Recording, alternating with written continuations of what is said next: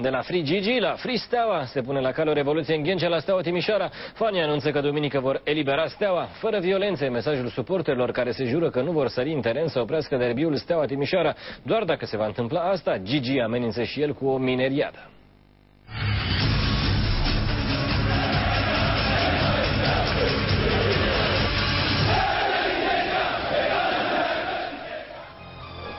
Împreună vom învinge cancerul. Duminică vom elibera Steaua. E mesajul de pe site-ul fanilor Stelei, care a inflamat atmosfera înainte de Steaua Timișoara.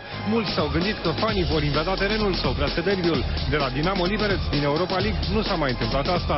Nu e vorba de fani. Nu trebuie să spui fanii. Cel ce spune, domnule, mă duc să invadez terenul, nu e fan. Este huligan de vagabond.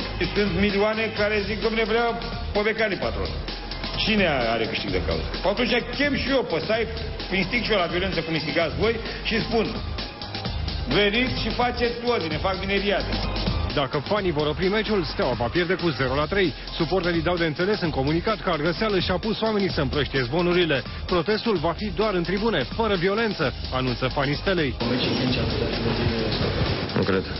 Nu s-a întâmplat niciodată asta și nici nu se va întâmpla. Din păcate, ce este trist, că în fotbalul românesc sunt conducători care tot timpul incită la violență. Incitând la violență, să se aștepte la violență.